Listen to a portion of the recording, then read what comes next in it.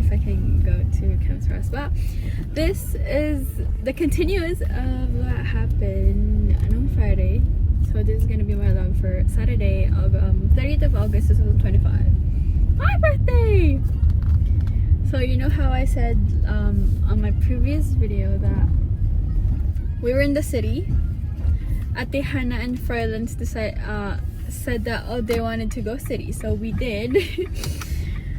So I left I feel like I was already on the part where we're already there, but us.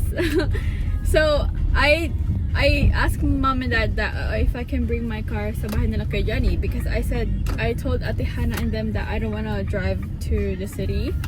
So they said, oh, it's okay, you can leave your car sa bahay nila Kuya Johnny. So I told mom, and sabi niya na no. Is it better to go this way? So I said na okay, I'm not coming. So, pero nag-decide na sila na I'll bring my car back sa bahay, and then we'll have Karen to drive us to our house and then pick us up. So we did. Nag-drive kami sa bahay, nasa likod namin sila Karen. Tapos I parked it, nagpaalam ako kay mama, I grabbed me a jacket. Tapos Karen was like, I don't think I can drive, I'm sleepy. And Laked didn't have her license with her, so I was like, okay, it's okay, I can drive. So I did. We went to pick Guay up sa Papatoy, and Karen's car was, it was like really smooth, but you know how when you're not really like used to different cars, her brake it was but her car is like really good. Like a super smooth, but her brake is like not really. Every time I go brake, I'm like, sorry guys, every time, like every single time. Anyways, we just went to Kuya Johnny, tapos inarrange na nila yung ride doon. Me and Lake ended up going with Froylands and Carlo because puno na din lahat. I don't know kung saan sumakay yung iba. It was me, Lake, Carlo, Froylands, and Sean.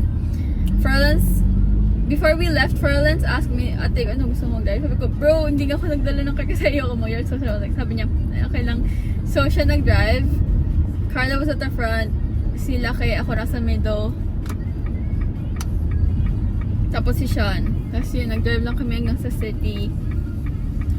And yun nga, so my story na is we got dun sa may ilalim ng bridge. We were only there for like, I don't know, probably like 10-15 minutes. So yun nun nga yung tumakbo ng everyone was so cold. Tapos biglang namin nakita ko like long footpath na akala ko lang kahit pa paano malapit, pero it wasn't. Me and Karen was like, tara takbo. So we did. Tapos nung pabalik na kami, like I got my suspicion. Like I got suspicious because they were all like huddled together. So I was like, bro, no, may kakantahan nila ako ng happy birthday. But they did. Like as in pagka namin ni Karen doon, kumanta sila ng happy birthday. Like, bro. So I had to turn around like so embarrassed. Someone like there was one guy na I thought he's one of them, but he looked so unfamiliar. I was like, bro, may dumadaan. But yeah, I just went with it. I'm like, happy birthday. That's what we did. Tapos, oh my gosh, what is that? And oh my gosh. Wait guys. Oh my gosh. So ano nga yung kwento ko? Yun nga, nag-happy birthday sila ng bro, dalawang beses. Alex has been telling me na, ate Shane, I have my gift. Gusto ko nga bigay sa'yo sa church pa lang. But I was like, girl, no! Pero she did as soon as like they greeted me and like, my birthday. She handed me her gift. She made me open it. It was a Snoopy mug and a book. It was so cute. So I got that. Tapos everyone was just like playing. Then Carlo, you know how diba sa may ano nga siya, tabi siya ng I think like beach. Tapos may mga rocks doon. Tapos biglang yung para siyang shore pero not really. Basta may mga malalaking bato. Pumunta doon si Carlo and Dian. So I was like, nainggit ako. So like, I was on my way. I stepped on one of the rocks. Carlo was, pabalik na si Carlo. Like, babalik na siya. Pero pag tayo niya, I think, and like, pag step niya sa kabilang rock, bro, nalagag yung phone niya. Nagmura ang kuya mo. Like, sobrang lutong English. Boom. I was like, bro. Tapos biglang lumapit si Gia. Tapos sabi niya na, oh, baka nandito lang. Kasi parang may mga, like, in between yung nung mga rocks. Oh, wow. Am I so close? In between nung mga rocks.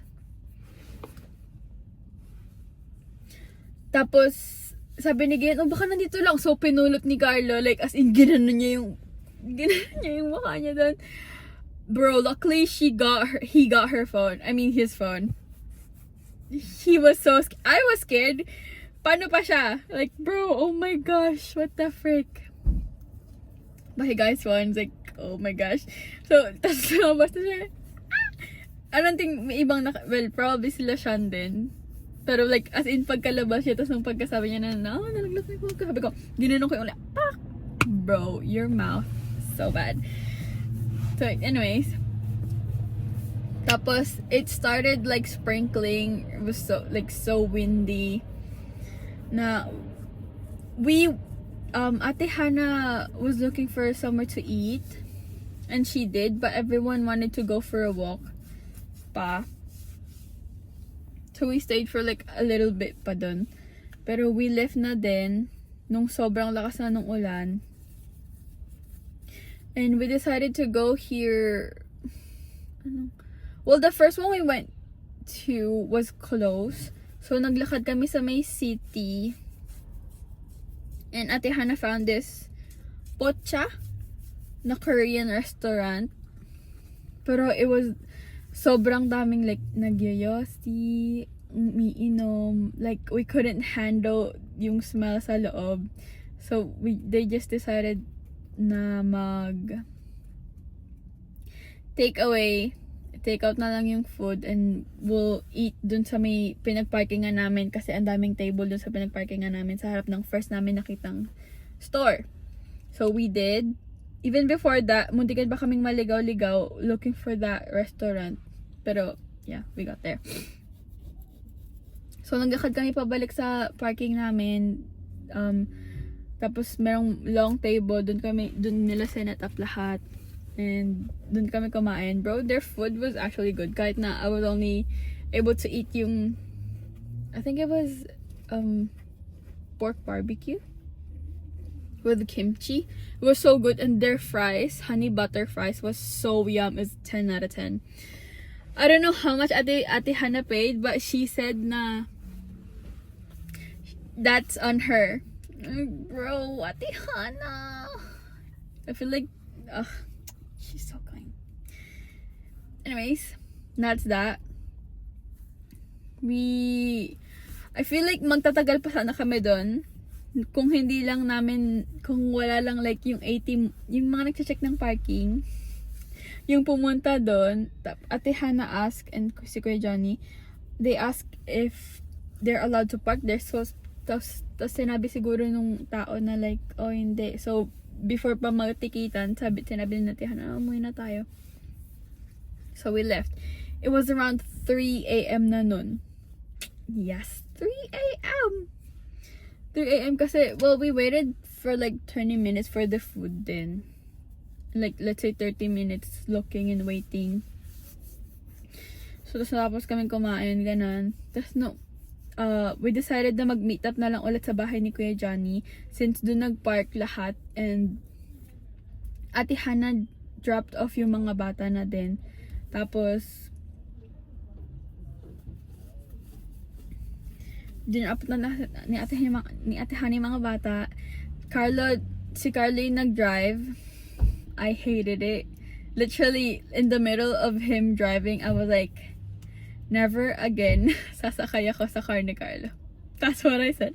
As soon as I said that, because he was driving 120, tapos sinusundan niya kung ano ginagawa ni Kuya Will dyan, ni Kuya Jan, like, bro. He's literally going 120 sa motorway and like naggaganon-ganon siya. So like, bro, never again ako magsakay sa car ni Carlo. After I said that, he went 180. Tapos sabi niya, no, kailangan ko i-redeem yung sarili ko. Sabi ko, Carlo, no, you're at the very bottom of like the people that I will never go.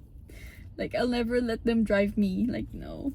It's like, no, let me redeem myself. Like, bro, no, it's okay. It's totally fine. What were you doing? I'm okay. And we were telling stories lang din sa loob na I can't tell, obviously. But it was kind of intense and funny at the same time. So we got to Kuya Johnny's house na. We waited for like 5 minutes for Ate Hannah pa to get there. Kasi nga, diba, dinrop off niya yung mga bata. Tapos before that, we just had a meeting about like, probably because they were scared na baka sabihin ng mga bata or like ng iba na kung saan kami kumain, which we didn't really do anything. It's just that the place was kind of sketchy, I guess. Pero yeah, and we just had like, it's close. Like a brief meeting. After that, they arranged the transpo na. Froylance was supposed to drop us off sa Papakura, but he was actually so scared na because I guess his mom has been calling him and like natatakot na siya umuwi. Like tinatanong niya na sila kay Johnny, sila Lawrence na if pwede siya mag-sleep over. But he didn't. Pero he left as soon as we got there. He was like, sorry talaga, hindi ko na kayo makahatid. Kailangan ko na umuwi. So yun, sabi ko, no girl, it's okay. Tapos nag-message pa nga siya nung, siguro, I guess pag uwi niya na like, Ate Shane, sorry talaga, bayo ka na siya. Girl, it's okay. Kuya Johnny ended up dropping us off na lahat na tagka Papakura. We dropped off Lawrence first and then Ella and then me and Julius. I thought it was gonna be really awkward sa car. But it wasn't. Like maybe that's always like how I cope. Like nagiging madaldal ako. Kasi takot ako na maging awkward. Like when you're with me, I'm really scared na baka makaramdam ka ng awkwardness. So lagi akong dumadaldal. It's kind of draining. Pero at least Ella and like si Julius and Lawrence is kind of like ano tawag dun? Sinasakay naman nila yung mga ano ko. So it was not really that awkward. But yeah, Kuya Johnny dropped us off. We ended up getting home around 4 na. Well, I guess yeah, magpo-4 ganun. Had to go toilet pa. Naghilamos pa ako. Tapos, like, I just went straight to bed after that. Diba? So, how would you expect... Oh, wait. Oh, yeah. I just went straight to bed. Tapos, around 8:30, someone was already knocking at my door. I was so annoyed. Like, bro, let me get sleep. 4 hours pa lang tulog ko. Si Jules, tawag ka ni mama, sabi ko, sige, natulog ulit ako. It was around, well, I guess that's 8. Tapos around 8:30, kumakatok na ulit sila, like, tawag ka na mama. Sabi ko, It was around 9 nung, as in, lupas ka yan, Jane! Got up. Went to do my things, sa toilet. They were already I was able to take a shower pa at least because I was feeling really like ang baho ko from that yung sa pinuntahan namin. Like and last na ligo ko is nung Thursday. Diba, like, sobrang pawis na pawis, tapos ang baho, like, nakayakanan ko pang matulog ng ganun. I was able to, shower pa that morning. Tapos, they were already starting yung samgyup because they wanted to have Kiko wanted to, have samgyup. We were gonna eat out. Pero sabi ni Kiko, no, mas okay na dito na bumili na lang, ganun. So, bumili sila mama. And, hindi kami nag-samgyup sa labas. It was really yum. I ate so much. Like, a lot. Meron kaming, yung like, marinated pork belly. I think there were 2 kinds. So, ito na ba sila? 2 kinds of nung pork nga. They have sausage, hash brown, mushroom, onion, and yung green chili. It was so good. Like, ang dami ko talaga nakain, bro. Sobrang busog. And while si daddy nag-iihaw, naglalaro kami ng pool. Si Cotton, ang kulit-kulit, nandun siya sa labas. Ganyan, naglalaro. Tawa kami ng tawa. It was a really great birthday. Tapos, mom bought me a cake. So, we had that after namin kumain sa labas. I was only able to eat 1 slice. I think every one of us, except si Kiko, like, I feel like more than half of it siya nakaubos. Bro. Not in one sitting, pero he finished it. Anyways, so, yun. And then, I told sila, ma'am, I think it was around 11, kami na natapos. I told sila, ma'am, na aalis ako. Sabi nila, saan ka pa? I wanted to go Manawa Bay or Silver Park. Sabi ko, bibili akong sapatos kasi diba binigyan ako ng pera. Sabi ko na, alis ako. Sabi nila, sige. Tapos tinanong ko si Julius, yung sumusama, sige. 12:30 siya natapos. Kasi diba nag-toilet pa ako, Tapos si Kiko. Tapos, naligo pa siya and nag-toilet din. 12:30 na siya natapos. Like, bro, sobrang late na. And we were supposed to have practice ng 2 sa church for the youth concert. Pero nakaalis na kami mga 1 or like magwa 1 siguro, ganun. We were walking and like just there for 3 hours, I think.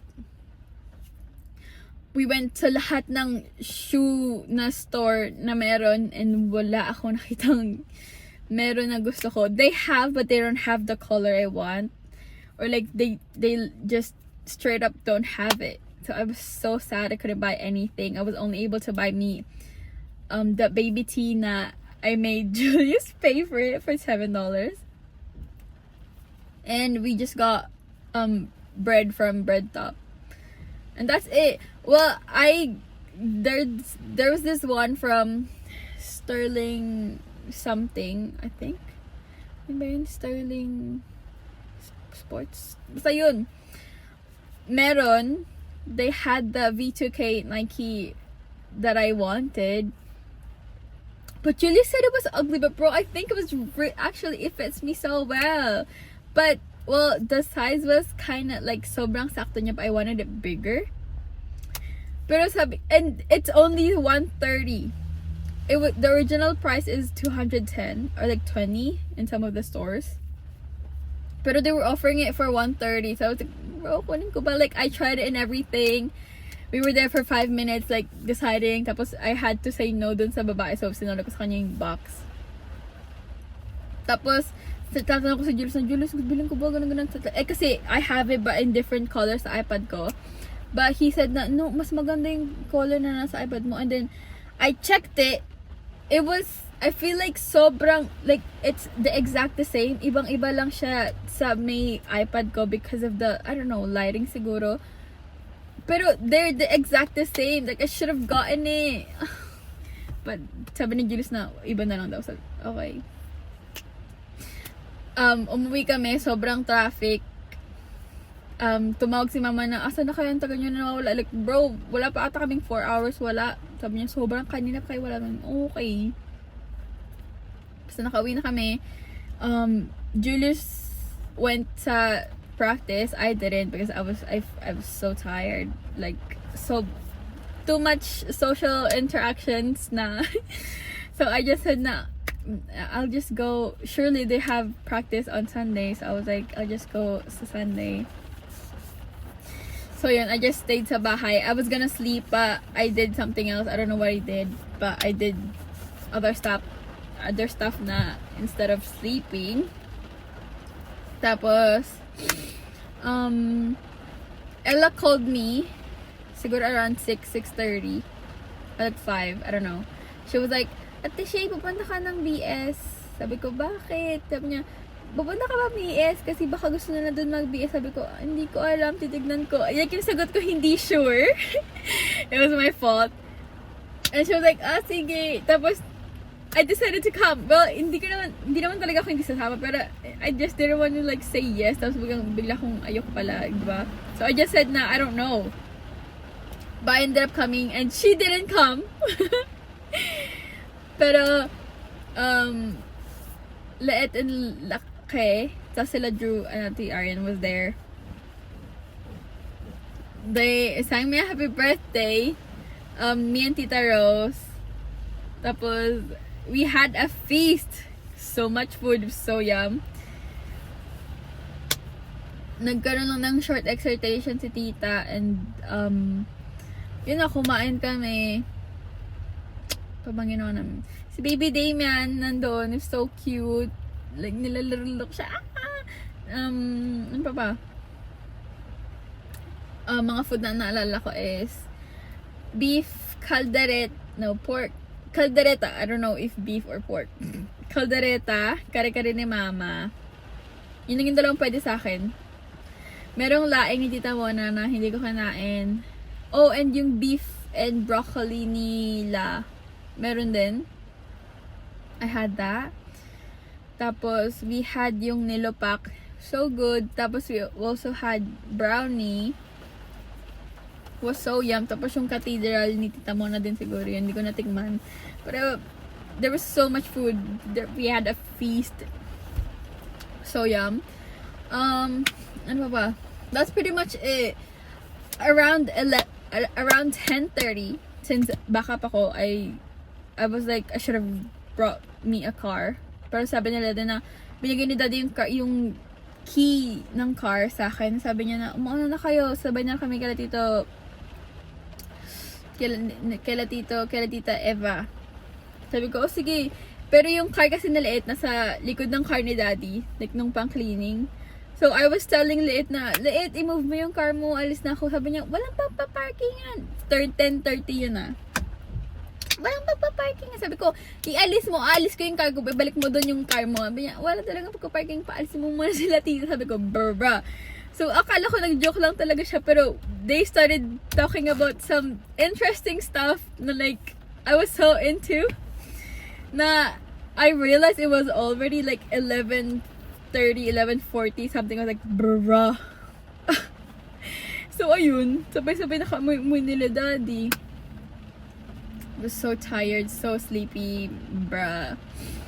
Anyways, that's what happened. I think meron akong susuotin nun. I was already looking for what to wear before kami umalis. Since I wasn't doing anything related to, I don't know. I wasn't cleaning, I wasn't studying, so I was like, okay, maybe just look for something to wear tomorrow. So hindi ka na mag-stress out tomorrow. So I did that. So, I just went to bed. Well, toilet, washed my face, and went to bed. Sure lang ba yun? Yeah. That's it! That is my Saturday and my birthday.